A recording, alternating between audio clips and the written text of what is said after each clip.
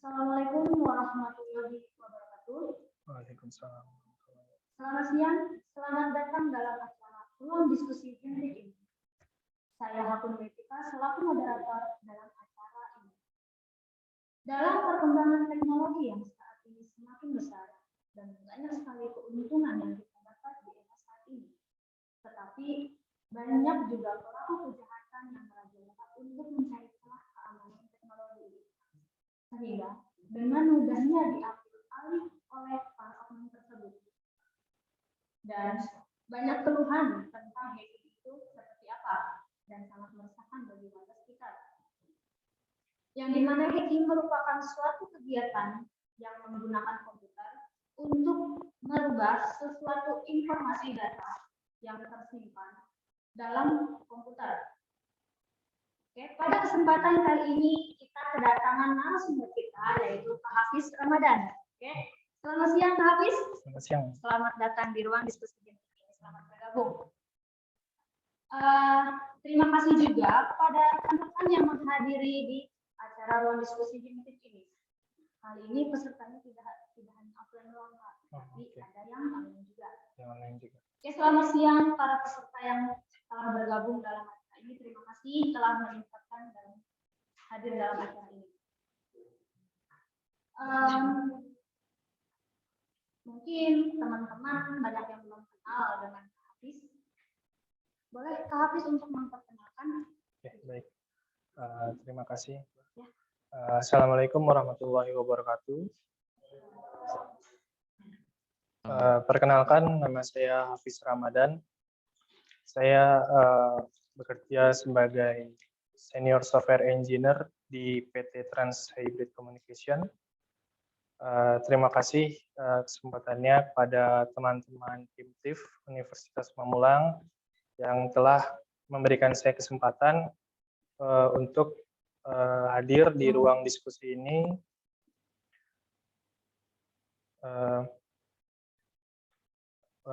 Pada kesempatan kali ini kita akan berbagi sharing tentang perkembangan di dunia cyber security.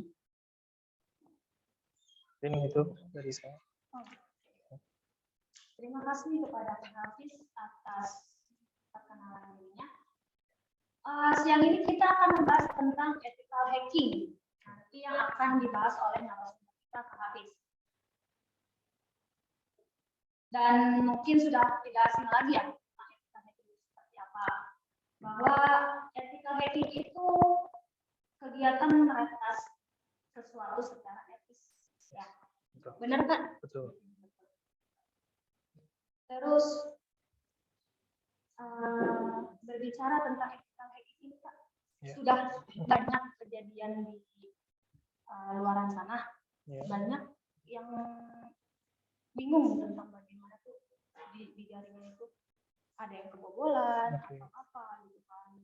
Nah, yang dimaksud tentang ethical hacking itu tuh seperti apa sih Pak? Boleh dijelaskan? Oke, benar tadi ethical hacking itu adalah sebuah kegiatan meretas dengan cara etis. Mungkin bisa saya tambahkan. Jadi pakar IT security yang secara sistematis berusaha menembus sistem jaringan, baik itu jaringan komputer, website, aplikasi, untuk menemukan kerentanan atau celah keamanan yang berpotensi bisa dieksploitasi oleh peretas jahat.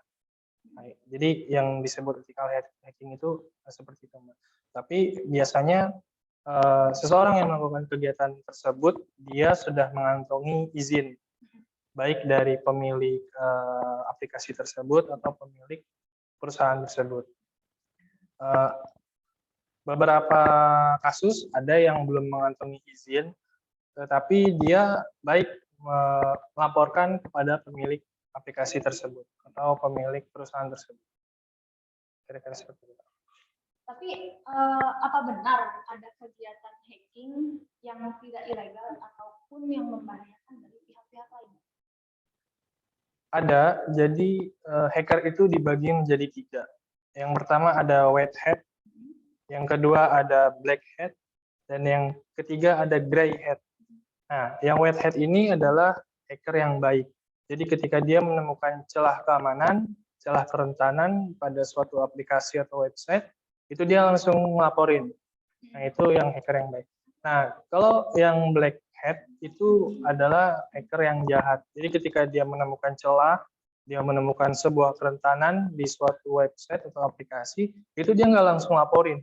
Tapi dia jahat. Kayak misalkan dia menjual datanya, gitu kan. Dia merusak aplikasinya, dia ubah tampilannya. Nah, itu yang black hat. Ada yang gray hat. Nah, hacker yang gray hat ini kadang berbahaya, kadang dia baik. Jadi dia tergantung situasi kondisinya. Misal, kayak dia menemukan celah keamanan di suatu aplikasi. Dia lapor, kalau pemilik aplikasi itu open, welcome, dia baik, nggak ngamarin. Tapi ketika dia udah lapor, tapi laporan dia nggak dihargai, itu dia bisa berubah jadi black hat. Jadi gray hat ini adalah hacker yang tergantung kondisinya.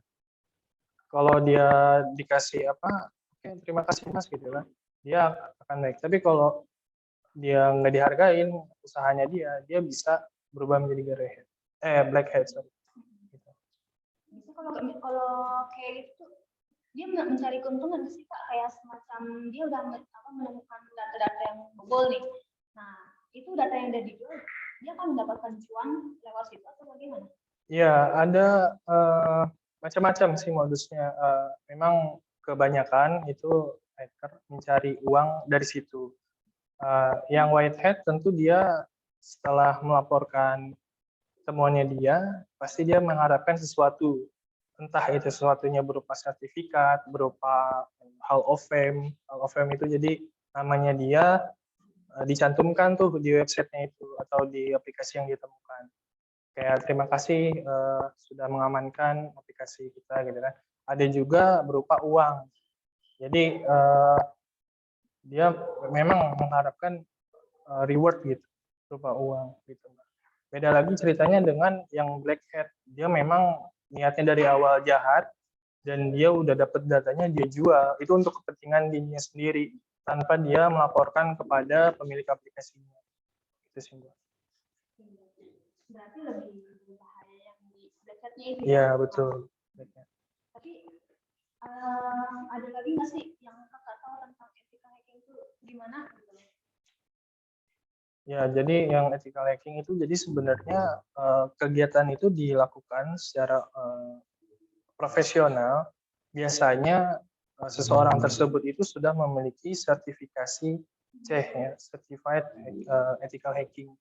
Jadi biasanya seperti itu dan itu dilakukan secara ada yang individu, ada yang atas nama perusahaan. Jadi intinya dia penetration testing menyerang celah atau mencari celah keamanan di suatu aplikasi yang tujuannya supaya itu tuh ditutup sama pemilik aplikasi gitu.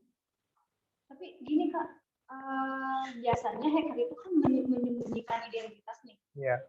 Biar orang lain tidak tahu kok bahwa dia itu udah meretas suatu situs gitu kan. Okay. Nah, di si etika hacking ini kan katanya bisa legal ya? Ilegal. Yeah. Jadi itu kayak begitu, apakah dia menyentuhkan nama juga atau tidak? Ya, tergantung Mbak. Balik lagi ke yang tadi. Kalau dia tujuannya baik, dia akan memberitahu identitasnya dia. Tapi kalau tujuannya dia jahat, pasti dia namanya tuh aneh-aneh gitu Mbak. Username-nya aneh-aneh gitu kan. Foto profilnya aneh-aneh. Gitu. Jadi balik lagi kepada tujuannya si peretas tersebut. Apakah tujuannya dia baik atau jahat? Gitu.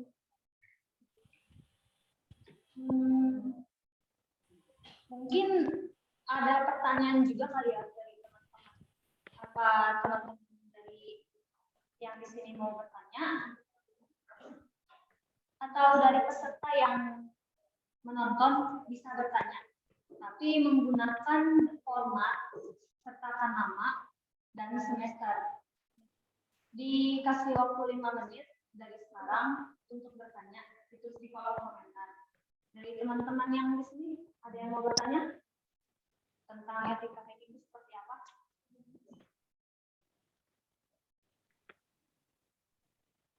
Tapi gini Bang, ada yang mau aku tanyain. Kan di Unpad ini beberapa waktu yang lalu tuh websitenya kejebolan ya. Itu kira-kira kesalahannya gimana itu bisa websitenya kejebolan gitu? Oke, jadi untuk mencari tahu atau ya mencari tahu kenapa sebuah website itu kemarin kan Unpam ke device ya. Jadi itu nama serangannya device. Jadi untuk mengetahuinya kita harus investigasi dulu Mbak. Jadi kayak misalkan kita cek log servernya, kita cek siapa aja yang login. Gitu. Kan pasti setiap ada kegiatan di aplikasi itu tercatat lognya server IP ini gitu kan ngapain gitu kan. Jadi kita harus cek dulu lognya. Nah, ketika sudah dicek dan ditemukan, baru kita bisa menyimpulkan, oh ini tuh gini loh celahnya. Gitu. Jadi sepertinya sih itu dia upload file terus dia bypass apa namanya terminal. Dia upload shell. Nah dia upload file berbahaya itu ke server si Unpam. Sehingga dia bisa mendapatkan server hak akses server dan dia modifikasi tampilan indeksnya. Gitu. Jadi dia buat tampilannya menjadi seperti itu. Mungkin dari teman-teman ada yang mau bertanya?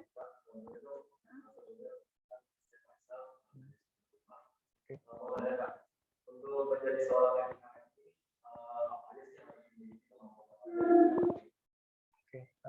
terima kasih. Untuk menjadi seorang ethical hacking ini yang pertama yang harus dimiliki tentu basic programming. Jadi kenapa basic programming penting? Karena untuk mengetahui celah-celah mana bagian-bagian mana aja yang bisa menjadi celah. Gitu. Kayak misalkan di form login itu kalau kita nyari di situ itu sebenarnya ada celah di situ kalau kita bisa cek.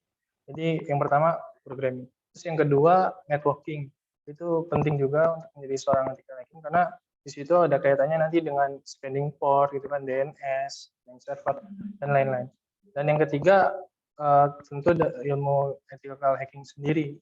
Kayak misalkan penguasaan tools-toolsnya, ada tools apa aja, terus tekniknya itu apa aja, bagaimana. Itu sih. Jadi yang pertama programming, yang kedua networking, yang ketiga ilmu hackingnya sendiri. Gitu sih.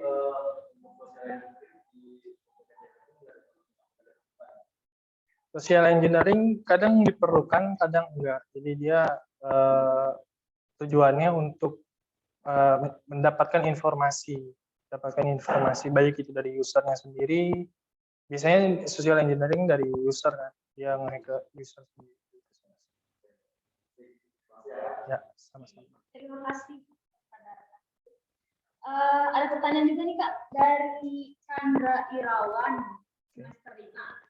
Katanya Kak, aku mau tanya untuk ethical hacking itu untuk pemula belajarnya gimana ya? Oke. Untuk pemula itu bisa di Try Hack Me, itu online website berbasis online. Di situ banyak latihan-latihan kayak cara ngehack aplikasi atau ngehack OS, di situ ada. Jadi untuk pemula bisa di tryhackme.com.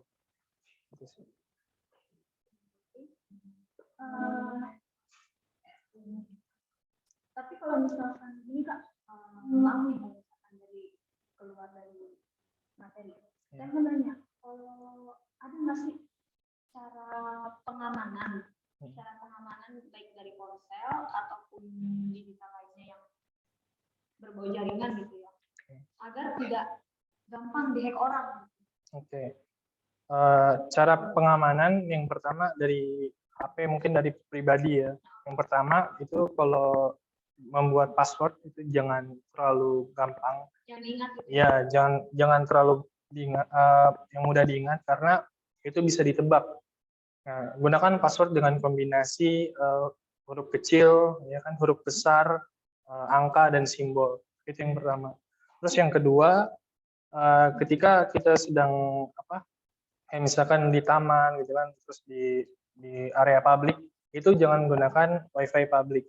Apalagi yang nggak pakai password, karena itu data kita bisa di sniffing namanya, bisa disadap, bisa dilihat gitu.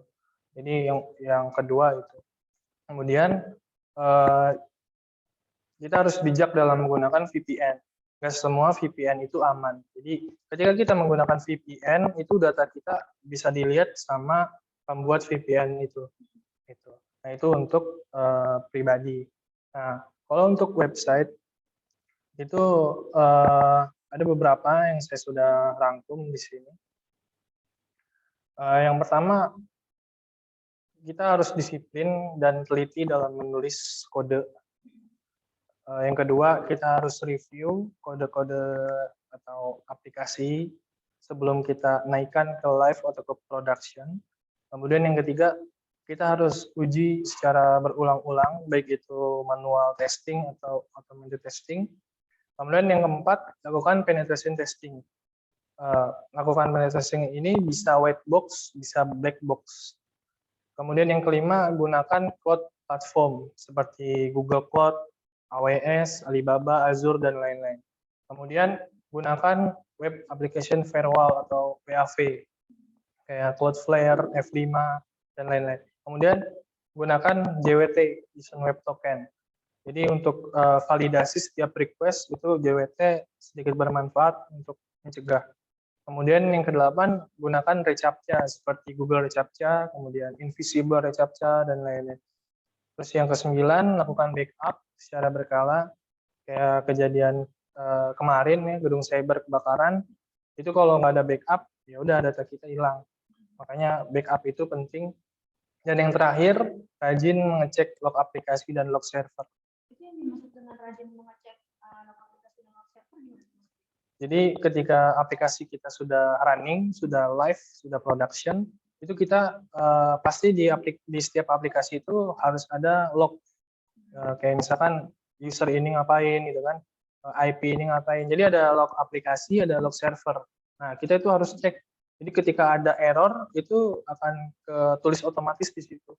Di lognya itu ada. Nah ketika ada error, kalau kita sering rajin mengecek log tersebut, kita bisa langsung tutup. Kita bisa langsung benerin gitu kan, sehingga nggak ada nih orang lain masuk ke aplikasi kita gitu, dengan memanfaatkan errornya itu gitu sih Mbak. Oke. Terus kalau yang tadi mereview kode sebelum live, itu maksudnya gimana tuh? Mereview ini kita baca lagi kodenya dari awal gitu kan, dari awal sampai bawah, apakah ada kekurangan, kayak misalkan kan kalau kita nulis kode nih suka ada kurang titik koma ya kan, kurang underscore lah, kemudian nama variabelnya apakah dia kayak sensitif atau enggak gitu. Terus apakah sudah di escape gitu kan, kalau misalkan belum segera lakukan escape, karena itu untuk mencegah nanti SQL injection gitu sih. Jadi kita lihat lagi nih kode kita, dikoreksi lagi sebelum kita upload ke server production gitu sih Mbak. Ada juga nih pertanyaan dari teman-teman kita,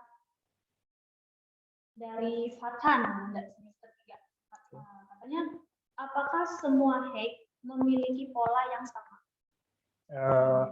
Enggak sih, karena setiap orang itu cara untuk menemukan sebuah kerentanan berbeda-beda sih Mbak. Ada yang dia harus scan subdomain dulu, ada yang dia langsung nyerang. Jadi setiap orang beda-beda cara ininya, polanya gitu. Terus ada lagi nih, bagaimana sih alur kerja bug hunter? Oke, alur kerja bug hunter. Jadi alur kerja bug hunter itu yang pertama si bug hunternya dia mengunjungi bug bounty platform. Jadi ada namanya bug bounty platform. Jadi bug bounty platform itu sebuah wadah atau tempat di mana si hacker-hacker itu istilahnya dalam tanda kutip mencari uang gitu kan. Jadi dia mengunjungi bug bounty platform, kemudian dia pilih targetnya nih, target mana aja yang dia mau tes atau dia mau hack. Ketika misalkan dia udah dapat, kayak misalkan google.com gitu kan, nah dia baca aturannya, ada aturan apa aja dan scope-nya apa aja yang boleh dihack dan yang nggak boleh dihack. Nah, ketika dia sudah mengerti, baru dia mencari bugs tersebut, mencari kerentanan, celah kerentanan tersebut. Nah, sampai dia mencari, dia dapat tuh, dia buat laporan. Nah, dia buat laporan, kemudian dia upload di bug bounty platform tersebut. Nah, ketika dia sudah upload, itu nanti akan diverifikasi atau divalidasi sama tim bug bounty platform tersebut. Nah, ketika laporannya dirasa valid, baru nanti si hacker tersebut dapat reward dari bug bounty platform. Gitu sih, Mbak. Oke. Ada lagi Kak pertanyaan dari Pak Reja semester 3. Apa saja sih benefit dari bug hunting ini?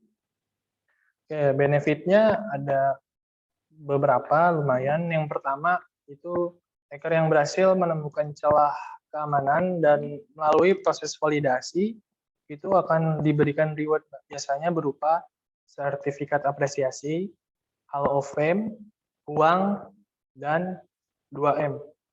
Apa yang 2M? Makasih Mas. Makasih Mas. Iya, jadi jadi kalau misalkan udah dibantu, ya, makanya makasih Mas. Ya, jadi selain cuan. Ya, jadi macam-macam kan ada apa namanya? Ada perusahaan tuh yang berterima kasih gitu kan. Terima kasih sudah dilaporin gitu kan, dia senang. Ada juga yang kita nggak menyediakan ini tapi namanya dicantumin aja. Ada. Terus ada juga yang nggak mau ribet langsung ditransfer uang, ada. Dan yang terakhir itu yang 2M itu makasih Mas. Dia udah dilaporin tapi kita nggak dikasih apa-apa, cuma bilang makasih Mas doang. Nah, selain itu juga benefit bug hunting ini bagus untuk portofolio kita. Jadi temuan-temuan kita nih yang udah kita temukan dan dikasih reward itu kita bisa masukin ke portofolio kita sebagai CV kita. Kemudian yang kedua itu bisa meningkatkan karir kita atau karir improvement gitu kan. Kemudian bisa menambahkan jaringan kita, relasi kita, dan tentu yang terakhir reward tadi. Itu sih Mbak. Benefitnya. Terus yang dimaksud OSP ya, OSP top 10 itu apa sih? Oke, OSP itu Open Web Security Project. Jadi dia sebuah organisasi yang selalu mengupdate berkembang security, khususnya di bagian web. Nah, top 10-nya itu dia 10 besarnya. Jadi apa sih 10 besar nih kerentanan yang ada yang terjadi saat ini gitu kan. Nah, di 2021 ini celah kerentanan yang mereka sudah rangkum itu yang pertama ada broken access control, kemudian yang kedua ada cryptographic failures, yang ketiga ada injection, yang keempat ada insecure design, yang kelima ada security misconfiguration, kemudian yang keenam ada vulnerable and outdated configuration, yang ketujuh ada identification and authentication failures, yang kedelapan ada software and data integrity failures, yang kesembilan ada security logging and monitoring failures, dan yang terakhir server side request for Gary. Itu sih Mbak. Tadi tentang ini Kak, insecure design ya? Iya. Insecure design gimana? Jadi sebenarnya saya juga baru nih mengetahui celah ini karena sebelumnya belum ada. Jadi ini celah baru di OSP Top 10 2021.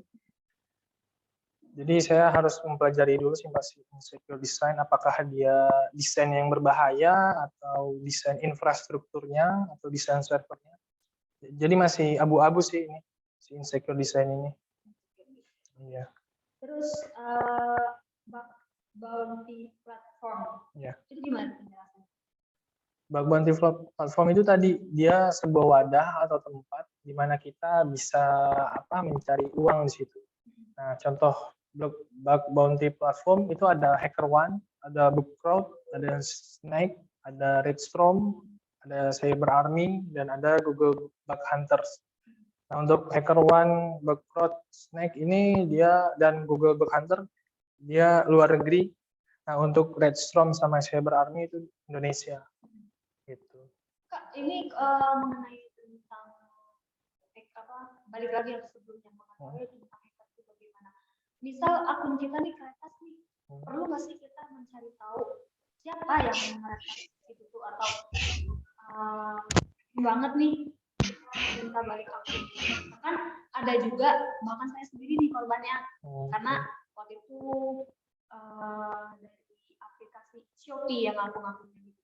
Biasanya banyak tuh yang kayak gitu tuh mengiming-imingkan dapat 1 juta, mengiming-imingkan dapat hadiah lainnya yang padahal bukan dari pihak Shopee langsung, tetapi malah aplikasi saya yang berbau tentang akun saya yang udah premium lah ibaratnya, malah diambil alih sama dia.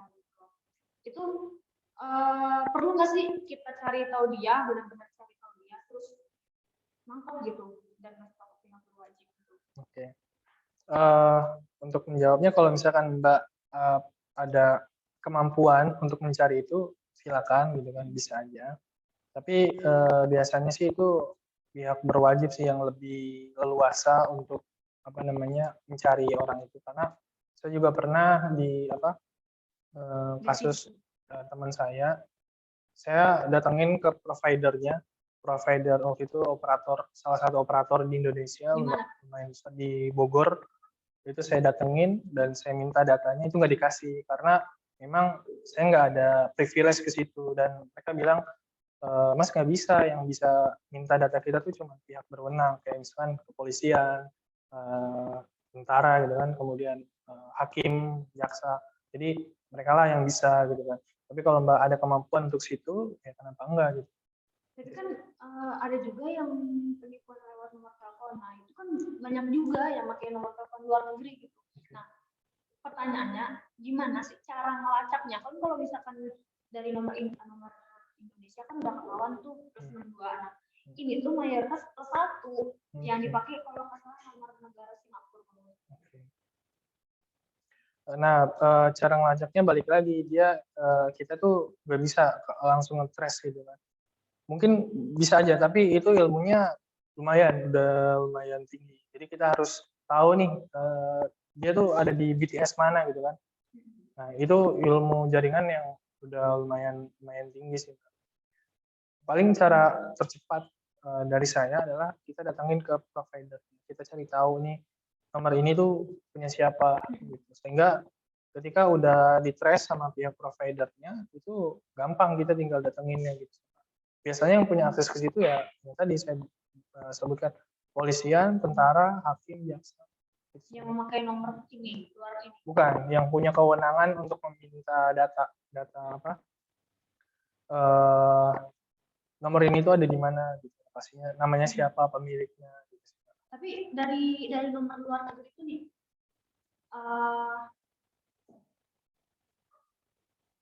ada nggak sih data kita yang keambil lewat nomor itu? Misalkan saya pakai nomor luar negeri nih. Iya. Nah, dari luar negerinya itu data yang saya pakai itu keambil sama si nomor yang saya guna ini tuh. Ada sangkut pautannya nggak? Biasanya dia pakai masking number biasanya, Mbak. Jadi dia tuh nomornya ada 2 sebenarnya. Cuman dia kayak istilahnya kayak pakai topeng gitu, Mbak. Sebenarnya nomor Indonesia. Dia tuh orang Indonesia. Sebenarnya gitu biasanya. Jadi dia pakai nomor, kan sudah banyak di aplikasi di Play Store itu kita bisa beli nomor luar negeri. Nah, biasanya itu yang dimanfaatin oleh pihak-pihak tidak bertanggung jawab untuk menipu gitu sih. Terus ada juga nih Kak, dari pertanyaan dari peserta Muhammad Fadil Syuza dari semester 3. Apa saja etika dari seorang hacker dalam melakukan hacking? Oke. Etika yang pertama, dia tidak boleh merusak. Kemudian dia tidak boleh menjual data. Kemudian dia tidak boleh mempublikasikan temuan dia apa. Dia boleh mempublikasikan asal nama aplikasinya atau nama websitenya atau nama domainnya itu di screenshot, di blur gitu. Jadi etikanya yang pertama dia tadi tidak boleh merusak, tidak boleh menjual data, dan tidak boleh mempublikasikan. Itu sih. Kayaknya bahaya banget ya kalau misalkan tentang hacker ini, kalau misalkan dapat disalahgunakan. Iya. Karena nggak menyangkut tentang akun pribadi juga gitu loh, tapi orang lain juga yang makan itu kalau dia bisa ngelakuin kesalahan satu langkah aja itu bisa Iya. udah masuk ke pihak wajib itu. Betul. Terus mungkin ada pertanyaan lagi dari peserta?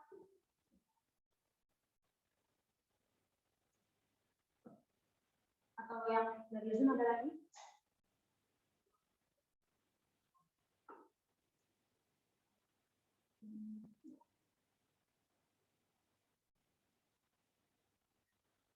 Kalau misalkan ada, boleh ditulis. Terus ada juga dari teman kita Kak, dari Alvina semester 3. Dalam dunia teknologi itu ada hacker yang menyalahgunakan. Jika hacker tersebut berhasil dilacak, kira-kira hacker tersebut terkena hukum pidana atau bagaimana? Tergantung si hacker itu dia ngelaporin atau enggak. Yang pertama itu kan. Kalau dia ngelaporin berarti niat dia baik. Kedua, hacker itu dia ngerusak apa enggak.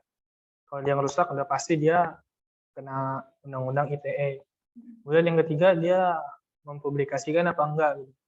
Jadi kan kalau mempublikasikan itu sama aja kayak mencemarkan nama baik kan. Kayak misalkan ada salah satu bank misalkan contoh case saja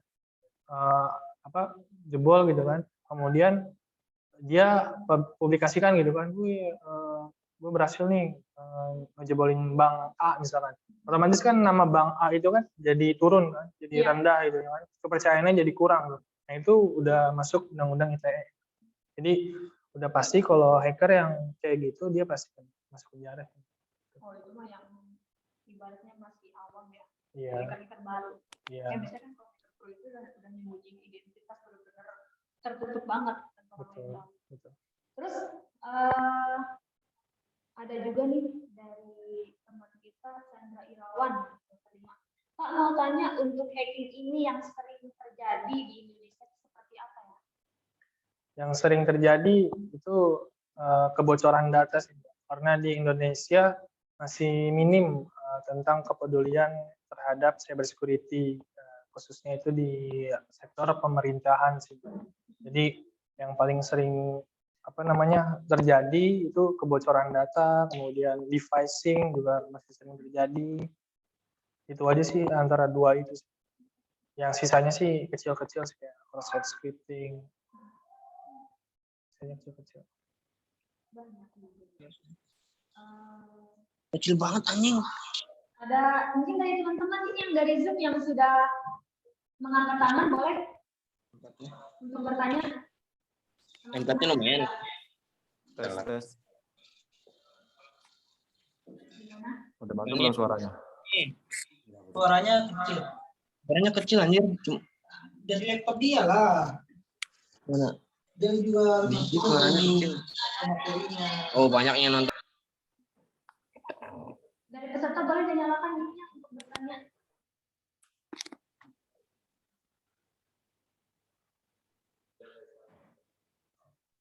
Kak, Boleh dijelaskan?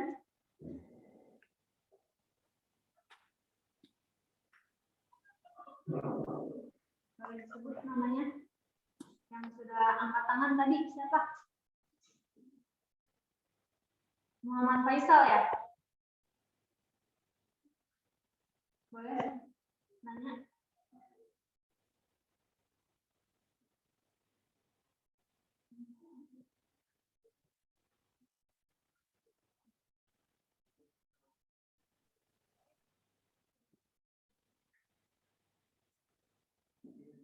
Ayo dari teman-teman yang lain ada yang mau bertanya lagi mungkin? Boleh, silakan.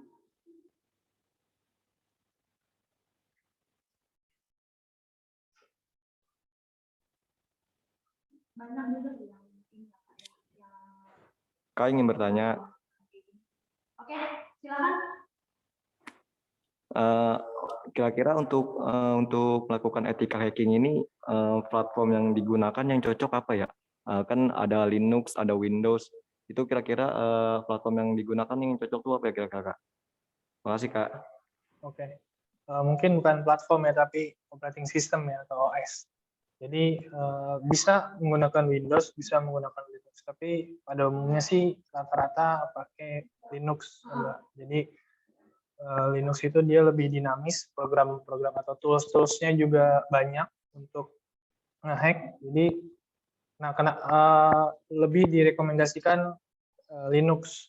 Tapi di Windows juga bisa karena sekarang sudah ada Windows Subsystem Linux atau WSL. Jadi kita bisa install Linux di Windows kita.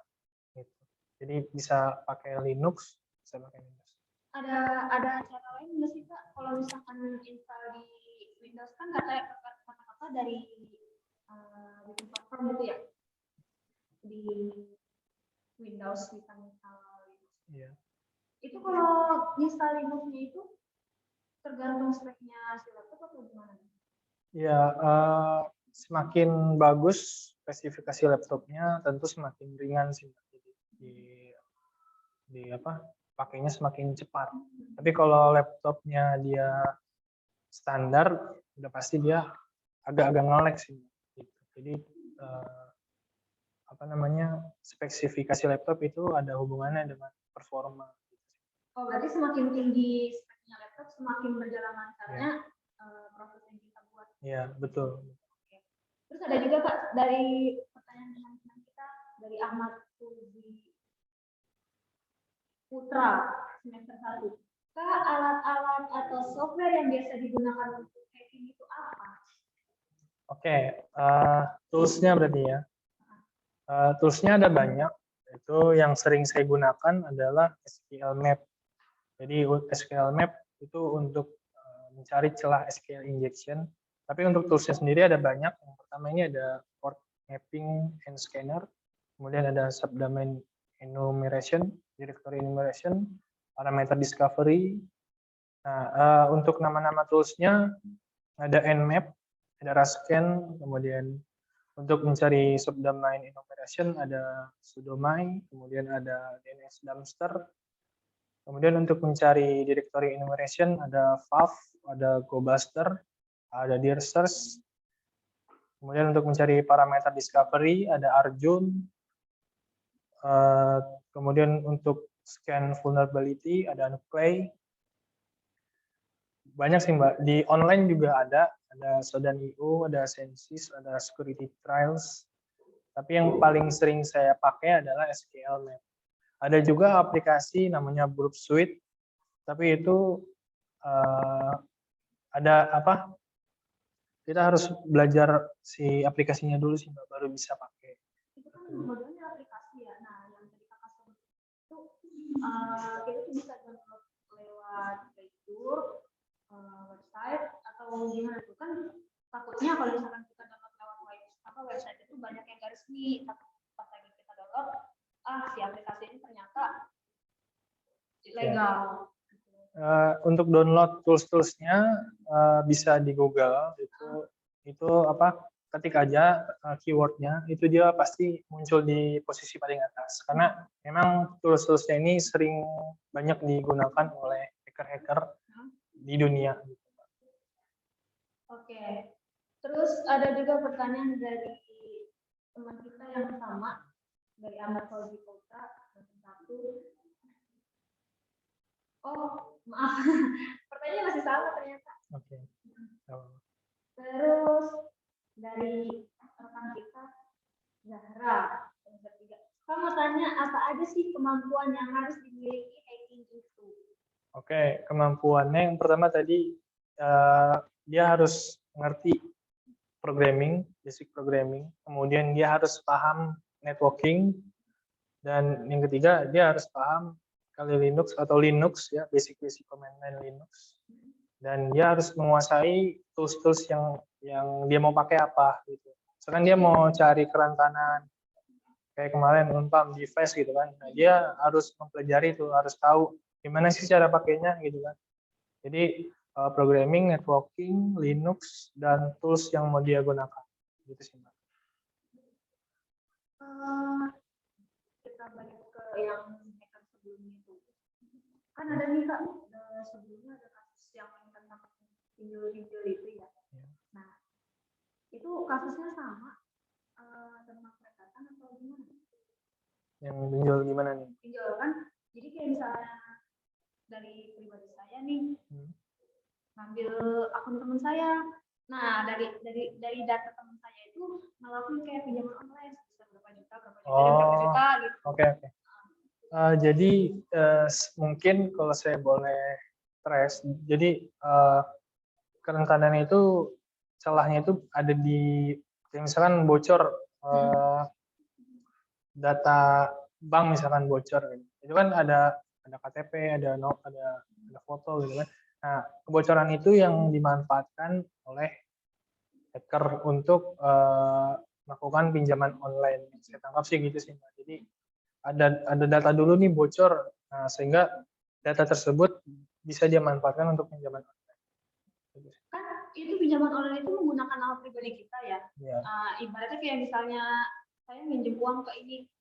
Nah, yang jadi pertanyaan saya yang bikin bingung itu si hacker pakai data kita, dia minjem uang, uangnya kemana? Nah, uangnya pasti masuk ke rekeningnya dia, gitu.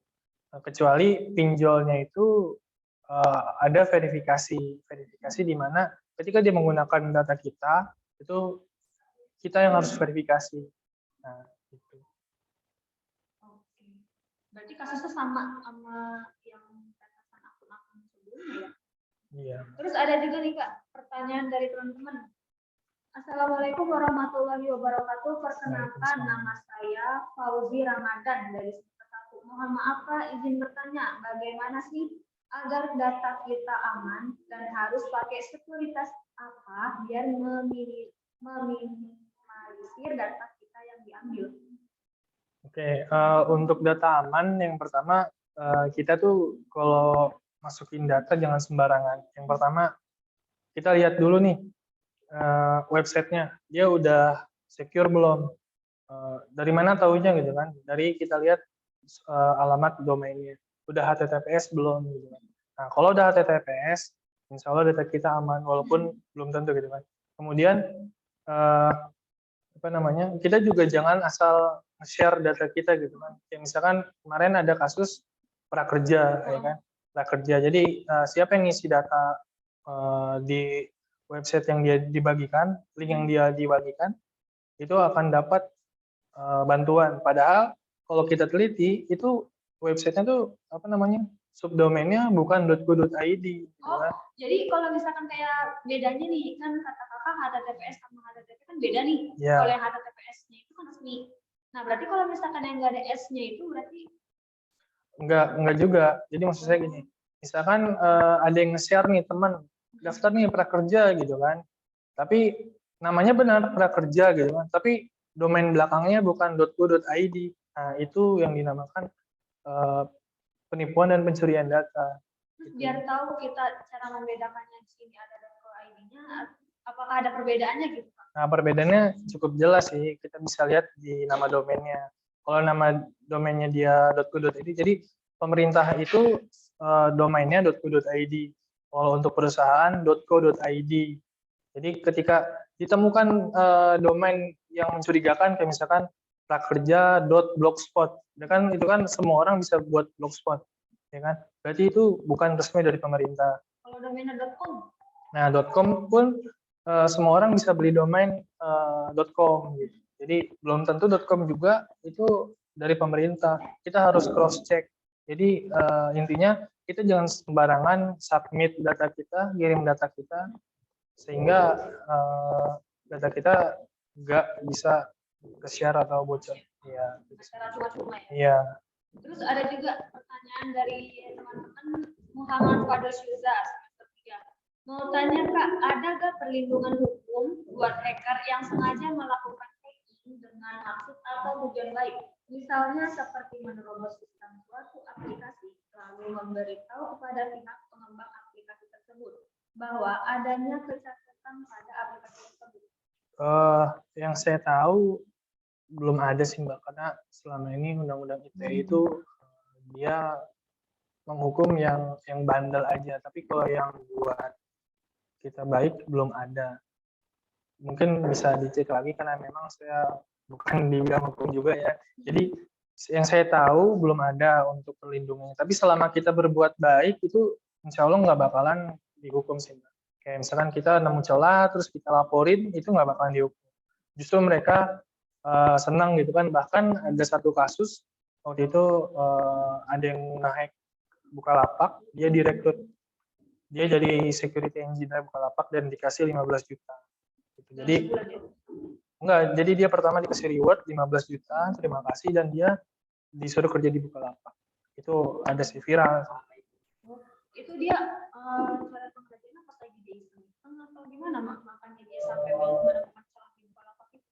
Ya tergantung sih. Emang ada beberapa hacker yang iseng gitu kan, dan memang ada yang pekerjaannya dia, dan ada juga yang hobi gitu kan. Hobi supaya apa ya tadi dapat reward, dapat sertifikat. Oh kayak kasus yang beberapa tahun lalu seorang anak SMP atau SMA kayaknya meretas Google ya, nyari celah Google terus dikasih 150 juta kalau nggak salah. Ya. Nah, 2016. Yang orang Jawa itu. Iya, itu makanya saya wah hebat sekali anak kecil Ya, ini. betul. Udah dikasih apa nyoba Ya. musik itu nyoba membuka. Ya, memang ada yang iseng, ada yang apa, ada yang niat, ada yang hobi, dan ada yang memang itu pekerjaannya dia gitu. Jadi macam-macam sih. Terus ada juga dari teman kita Ja'far Abdul semester 1. Izin bertanya Kak, apakah untuk menjadi seorang hacker harus mahir tentang back end and front end? Back end dan front end. Nah itu. Oke, nggak harus sih, tapi untuk tahu ada sedikit kewajiban karena memang basicnya dari situ, salah satu basicnya dari situ. Jadi kalau harus enggak, tapi tahu, minimal tahu gitu. Minimal dia harus tahu. Iya, minimal dia harus tahu. Terus dari orang yang sama, pertanyaannya mula-mula hacker disalahgunakan itu pada tahun berapa? Dan orang pertama yang memiliki kemampuan hacker itu siapa? Apa yang pertama kali dihack? Kalau itu lebih ke sejarah ya, jadi saya belum tahu sih. Untuk yang pertama itu siapa gitu kan, yang dihack itu apa? Tapi yang saya tahu itu orang Indonesia itu Jim Geovedi ya, waktu itu dia mungkin udah pada tahu juga, dia ngeretas satelit, dia merubah orbit, dan di situ langsung gempar dunia, dan dia saat ini kerja di Inggris. Oh pernah dengar ya? Ya, Jim Geovedi. Ya. Gitu sih. Hebat sekali. Betul. Terus ada juga nih pertanyaan dari Faisal semester 5. Kak mau nanya Kak, kan tadi misal platform yang digunakan Linux. Nah kira-kira distro yang cocok digunakan untuk melakukan pen testing atau ethical hacking ini distro apa ya? Karena kan Linux ini distronya yang sangat banyak. Untuk distro sih saya nggak fokus sama satu distro, tapi apa aja bisa selagi dia ada terminalnya, dan yang paling sering direkomendasikan adalah dia Kali Linux. Jadi di Kali Linux itu sudah lengkap, sudah paket lengkap, mau pakai tools apa aja di situ ada, yang penting kita bisa cara pakainya, cara penggunaannya gitu. Jadi untuk distro bebas, bisa distro apa aja terserah. Jadi sesuai preferensi masing-masing. Kayaknya banyak banget nih ya pengetahuan yang sudah kita dapat. Terus Pak ada pertanyaan lagi Pak dari Aksa Firmansyah semester 5. Mau tanya Pak, untuk bisa hacking harus jago bahasa pemrograman apa ya? Karena kan kebanyakan di program itu bahasa Inggris semua Kak. Oh gitu. Oke. Nggak harus sih, nggak harus jago ini sih, nggak harus. Yang penting kita udah tahu basicnya, ya kan? Udah tahu basic programming, kemudian kita udah tahu basic networking, dan kita bisa Linux gitu kan. command line yang kita tahu itu sudah cukup sih untuk dasarnya gitu kan. Tinggal diasah lagi menjadi lebih tajam lagi gitu. Karena kan seseorang yang mau belajar program itu kan banyak yang masih awam bahasa Inggrisnya gitu. Kadang Ya, bahasanya gini nanti dia ngeklik apa hasilnya apa, terus ngikutnya di runningnya apa gitu. ya. Niatnya mau ke A malah hasilnya ke B. Gitu makanya dia bingung gitu. Oke, mungkin tadi pertanyaan terakhir ya, banyak banget yang udah kita dapat dari pemateri kita gitu kan. Terus Kak Hafiz boleh kasih pesan kepada rekan-rekan yang ada di sini maupun di online? Mungkin pesan dari saya, kalau emang mau jadi hacker gitu, jadilah hacker yang baik, jangan merusak, jangan merusak sistem tadi. Kayak misalkan di device mengubah tampilan itu termasuk merusak. Jangan, karena itu merugikan orang lain gitu.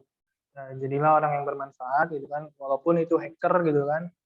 Karena itu udah kena sih undang-undang ITE dan bakal di penjara gitu kan kalau ketemu orang. Kemudian untuk menjadi hacker ini nggak bisa instan gitu kan, nggak bisa kayak langsung besok langsung bisa gitu kan. Mungkin ada beberapa orang yang memiliki keahlian lebih itu bisa, tapi saya sendiri belajar ini dari 2018, jadi butuh proses. Untuk teman-teman yang mau menjadi ini silakan, tapi banyak belajar gitu, rajin belajar, dan setiap menemukan celah itu langsung laporin, karena kalau nggak dilaporin nanti dampaknya fatal banget, karena nanti IP yang ke catat di server terakhir mereka tuh ya IP yang nemuin gitu kan, sehingga nanti ketika terjadi celah atau terjadi kebocoran data, ya yang dicari ya IP terakhir itu gitu kan. Kalau ada IP kita ya udah cari. Kak, ada nggak sih yang cita-citanya pengen jadi hacker gitu?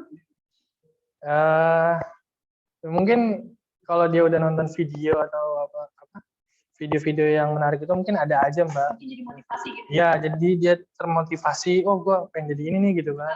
Ya mungkin pasti ada aja sih gitu. Takutnya mindset dia, oh gue jadi hacker bisa bayar nih gitu Iya, kan. iya. Tapi takutnya malah jadi salah gunakan gitu. Iya, betul. Oke, terima kasih kepada Kak Hafiz atas materi yang disampaikan hari ini. Mungkin kita juga harus berhati-hati dalam menggunakan teknologi. Dan terima kasih juga kepada rekan-rekan yang telah hadir dalam acara ini. Terus sudah berterima kasih juga saya untuk meluangkan waktu untuk hadir bersama kami. Saya Hakun Baitika selaku moderator dalam acara ini, dan narasumber kita Kak Hafiz Ramadan pamit undur diri. Assalamualaikum warahmatullahi wabarakatuh. Waalaikumsalam. Waalaikumsalam warahmatullahi wabarakatuh.